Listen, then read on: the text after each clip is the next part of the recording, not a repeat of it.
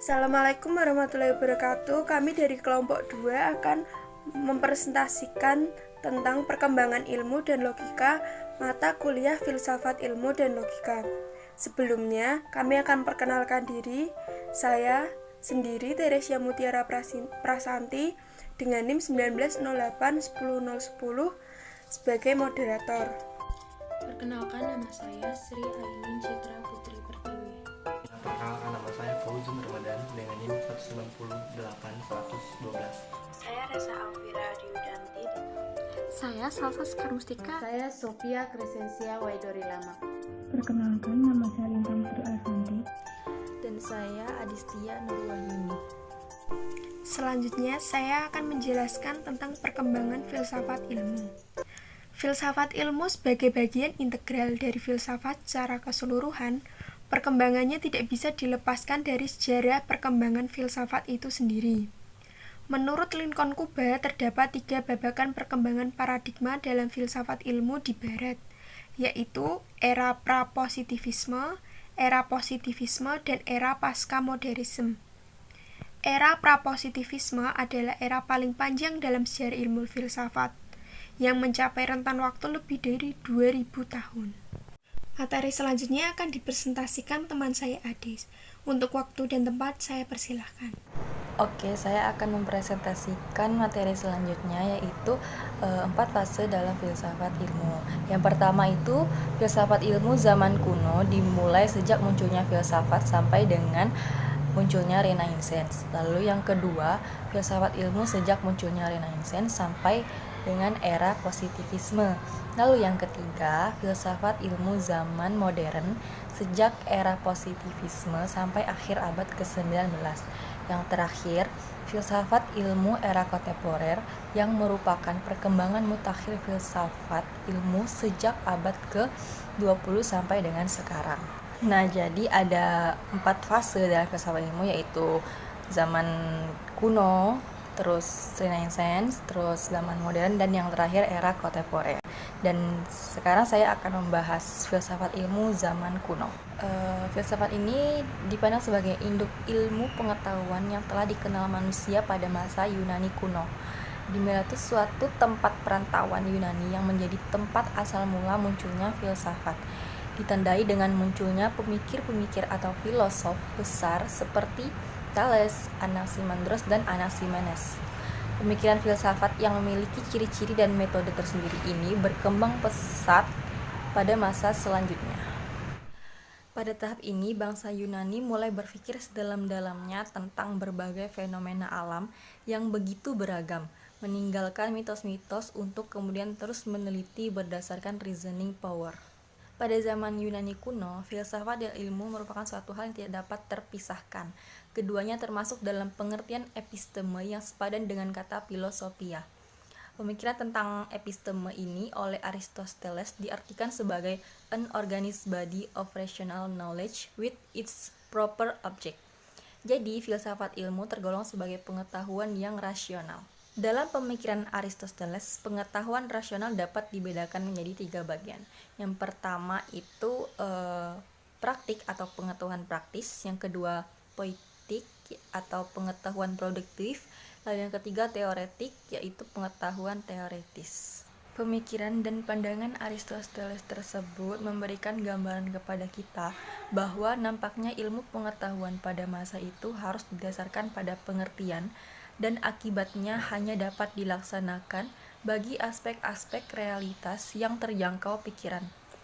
Lalu masuk akal saja kalau orang berpendapat bahwa kegiatan ilmiah tidak lain daripada menyusun dan mengaitkan pengertian-pengertian itu secara logis, yang akhirnya menimbulkan kesan bahwa setiap ilmu pengetahuan mengikuti metode yang hampir sama, yaitu mencari pengertian tentang prima principia, lalu mengadakan deduksi logis.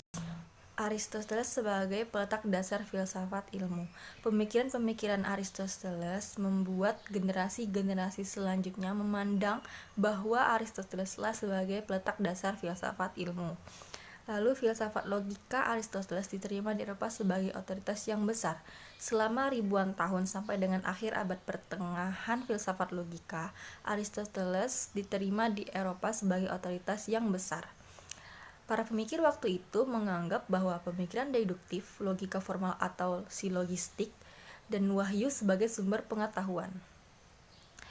Selanjutnya, Aristoteles adalah peletak dasar doktrin silogisme yang sangat berpengaruh terhadap perkembangan pemikiran di Eropa sampai dengan munculnya era Renaissance. Sekian, terima kasih. Filsafat ilmu era Renaissance. Ciri utama filsafat pada era Renaissance adalah rasionalisme yang menetapkan bahwa kebenaran berpusat dari akal, tetapi setiap akal bergantung pada subjek yang menggunakannya. Oleh karena itu, seorang filsuf rasionalis menekankan bahwa berpikir sebagai wujud keberadaan diri. Jika seorang berpikir, berarti dia ada. Memasuki masa Renaissance, otoritas Aristoteles tersisihkan oleh metode dan pandangan baru terhadap alam yang biasa disebut Copernican Revolution, yang dipelopori oleh sekelompok saintis antara lain Copernicus pada tahun 1473 sampai 1543, Galileo Galilei pada tahun 1564 sampai 1542, dan Isaac Newton pada tahun 1642 sampai 1727. Selanjutnya pada awal 17, pembicaraan tentang filsafat ilmu yang ditandai dengan munculnya Roger Bacon pada tahun 1561 sampai 1626. Bacon ini lahir di awal ambang masuknya zaman modern yang ditandai dengan kemajuan ilmu pengetahuan. Bacon sendiri menanggapi Aristoteles bahwa ilmu sempurna tidak boleh mencari untung, namun harus bersifat kontemplatif. Menurutnya ilmu harus mencari untung, artinya untuk dipakai memperkuat kemampuan manusia di bumi, dan bahwa dalam rangka itulah ilmu-ilmu berkembang dan menjadi nyata dalam kehidupan manusia. Pengetahuan manusia hanya berarti jika nampak dalam kekuasaan manusia. Human knowledge adalah human power. Roger Bacon adalah peletak dasar filosofis untuk perkembangan ilmu pengetahuan. Bacon sendiri mengarang Novum Organum dengan maksud menggantikan teori Aristoteles tentang ilmu pengetahuan dengan teori baru. Karyanya tersebut sangat mempengaruhi filsafat di Inggris pada masa sesudahnya. Novum Organum atau New Instrument ini berisi suatu pengukihan penerimaan teori empiris tentang penyelidikan dan tidak perlu bertumpu sepenuhnya kepada logika Aristoteles. Kehadiran Bacon sendiri memberikan corak baru bagi perkembangan filsafat ilmu, khususnya tentang metode ilmiah. Hal ini sebagai yang dikemukakan oleh A. B. Shah dalam Scientific Method, bahwa pengertian yang paling baik tentang metode ilmiah dapat dilukiskan yang paling baik menurut induksi Bacon. Menurut Bacon, jiwa manusia yang berakal mempunyai kemampuan triganda, yaitu ingatan memoria, daya hayal imagination, dan akal ratio. Ketiga aspek tersebut merupakan dasar segala pengetahuan.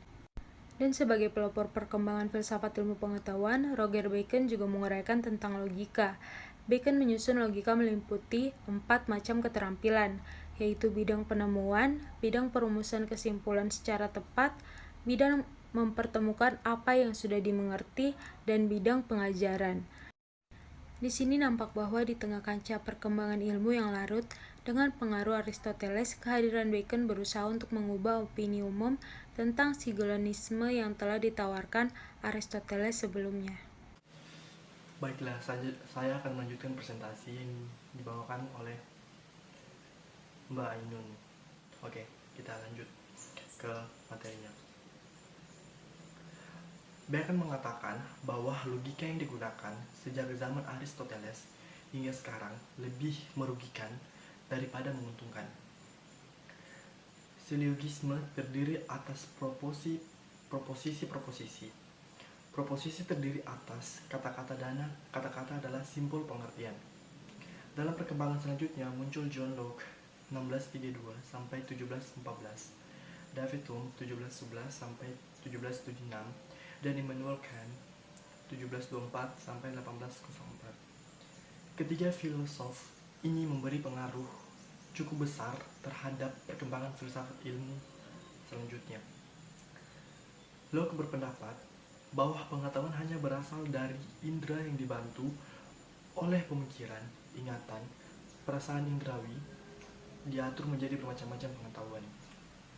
Berdasar pada empirisme radikal yang dianutnya, Hume yakin bahwa cara kerja logis radikal, logis induksi yang diperkenalkan oleh Bacon tidak mempunyai dasar teoritis sama sekali. Kant dalam hal ini memperkenalkan cara pengenalan dan mengambil keputusan secara sintesis yang diperoleh secara a posteriori dan putusan analitis dan diperoleh secara a priori. Di samping itu juga kesimpulan yang bersifat sintesis yang juga diperoleh secara a priori. Abad ke-19 muncul John memperkenalkan filsafat ajaran ilmu pengetahuan atau epistemologi. John menentang Kant yang mengatakan bahwa berpikir secara ilmu pasti alamlah yang akan memberikan kepastian di bidang pengenalan. Oke, kita masuk di filsafat ilmu era positivisme abad 19. Positivisme adalah aliran filsafat yang ditandai dengan evaluasi yang sangat terhadap ilmu dan metode ilmiah. Pada abad 20, tokoh-tokoh positivisme membentuk kelompok yang terkenal dengan lingkaran Wiener, di antaranya Gustav Rudolf Philipp Otto. Abad ke-20 perkembangan filsafat ilmu memasuki era baru. Sejak tahun 1920, panggung filsafat ilmu pengetahuan didominasi oleh aliran positivisme logis atau yang disebut neopositivisme dan empirisme logis yang dikembangkan oleh lingkaran Wiener. Pengaruh tiga arah. Pertama, empirisme dan positivisme. Kedua, metodologi ilmu empiris yang dikembang oleh ilmuwan sejak abad 19. Ketiga, perkembangan logika simbolik dan analisa logis. Satu sumber pengetahuan, yaitu pengalaman indrawi, adanya dalil-dalil logika dan matematika. Oke, sekian dari saya. Terima kasih. Filsafat ilmu era kontemporer. Hal ini disebabkan karena pertama, melalui teori falsifikasinya, Popper menjadi orang pertama yang mendobrak dan meruntuhkan dominasi aliran positivisme logis dari lingkaran Wiener. Yang kedua, melalui pendapatnya tentang berguru pada sejarah ilmu-ilmu, Popper mengintroduksikan suatu zaman filsafat ilmu yang baru yang dirintis oleh Thomas Samuel Kuhn. Para tokoh filsafat ilmu baru memiliki perhatian yang sama untuk mendobrak perhatian besar terhadap sejarah ilmu serta peranan sejarah ilmu dalam upaya mendapatkan serta mengkonstruksikan wajah ilmu pengetahuan dan kegiatan ilmiah yang sesungguhnya terjadi. Lalu, salah seorang pendukung aliran filsafat ilmu baru, yaitu Paul Feyerabend, sering dinilai sebagai filosof yang paling kontroversial, paling berani, dan paling ekstrim. Penilaian ini didasarkan pada pemikiran keilmuannya yang sangat menantang dan provokatif. Dalam konteks ini, apa yang dimaksud dengan anarkisme oleh Feyerabend adalah suatu orientasi pemikiran filsafat yang senantiasa menggugat kemapanan suatu teori ilmiah. Lalu, menurut Feyerabend, dewasa ini ilmu pengetahuan menduduki posisi yang sama dengan posisi pada abad pertengahan. Ilmu pengetahuan tidak lagi berfungsi membebaskan manusia, namun justru menguasai dan memperbudak manusia. Oleh karena itu, Feyerabend menekankan kebebasan individu. Yang selanjutnya adalah perkembangan logika. Logika atau mantik semenjak kemunculannya di Yunani telah mengalami perkembangan dan pengaruh yang besar dalam kehidupan umat manusia. Logika itu sendiri mengalami perkembangan dari logika tradisional hingga logika simbolik. Perkembangan tersebut seiring dengan perubahan cara berpikirnya manusia. Lalu, kemunculan ilmu-ilmu tersebut setelah umat Islam saat itu menerima logika Yunani. Sekian, terima kasih. Kembang logika pada masa Yunani, Aristoteles sebagai pendiri logika. Aristoteles telah menyusut ilmu logika ini dalam karyanya untuk menjadi panduan berpikir dan memberi argumentasi. sehingga dapat diketahui apakah pikiran dan cara berpikirnya dapat dipertanggungjawabkan atau tidak. Sehingga Aristoteles ini yang dianggap sebagai penyusun pertama ilmu logika. Pada dasarnya, ilmu logika membahas cara berpikir manusia yang sistematis sehingga dapat dipertanggungjawabkan. Dengan kata lain, pertanggungjawaban cara berpikir manusia adalah pada sistematisnya pikiran. Logika atau mantik dalam pembahasan ini menurut beberapa ahli berasal dari tokoh yang dimulai dari Yunani. Mereka yang pertama menggunakan ini adalah kaum sofis yang selalu membuat argumen agar pendapat dan pemikiran unggul walaupun hal itu salah. Setelah itu muncul Plato yang mencoba untuk memberikan argumentasi yang logis walaupun masih dalam tataran sederhana. Kemudian muncul Aristoteles yang mengumpulkan dan mensistematiskan dalam bentuk karya yang biasa disebut dengan organon. Pemikiran ini berkembang dan terus berjalan dengan baik sampai kemudian ditemukan oleh beberapa sarjana muslim yang kemudian berkembang di dunia Islam. Sementara itu, di dunia barat, logika juga tetap berjalan. Perjalanan menjadi logika ini secara lebih terperinci adalah bermula dari tokoh Stoa yaitu Zeno dan Citium yang pertama kali menggunakan istilah logika. Namun, begitu akar logika sudah ada dalam pikiran, dialektis para filsuf mazhab Elea yang mereka telah melihat identitas dan perlawanan asas dan realitas. Tetapi secara eksplisit pemikiran muncul pada masa sofistik terutama pada Gorgias dan Leonti yang mempermasalahkan penggunaan bahasa dalam kegiatan pemikiran. Kemudian muncul Socrates dengan metode ironi dan mautika yang berarti mengembangkan metode induktif. Dalam metode ini dikumpulkan contoh dan peristiwa konkret untuk kemudian dicari ciri umumnya. Kemudian pemikiran ini dikembangkan oleh Plato di mana menurutnya ide adalah bentuk model yang bersifat umum dan sempurna. Sedangkan benda individual duniawi hanya merupakan bentuk tiruan yang tidak sempurna yang disebut dengan ektipa. Perkembangan logika pada masa Yunani, Aristoteles sebagai pendiri logika. Pada abad ke-7 Masehi, karya-karya Aristoteles dibaca dan diterjemahkan ke dalam bahasa Arab oleh para sarjana muslim, termasuk logika di samping karya-karya lainnya seperti Al-Kindi, Al-Farabi, Ibnu Sina, khususnya pada masa kerajaan Abbasiyah. Di Indonesia, ilmu logika dipelajari di pesantren-pesantren yang dikenal dengan nama mantik. Sebagai terjemahan dari kata logika, bahkan kaidah-kaidah dalam mantik disusun dalam bentuk syair dalam buku yang disebut di kalangan pesantren Indonesia sebagai Kitab Kuning. Masa Islam, penerimaan ilmuwan Muslim terhadap logika. Dalam membahas ini,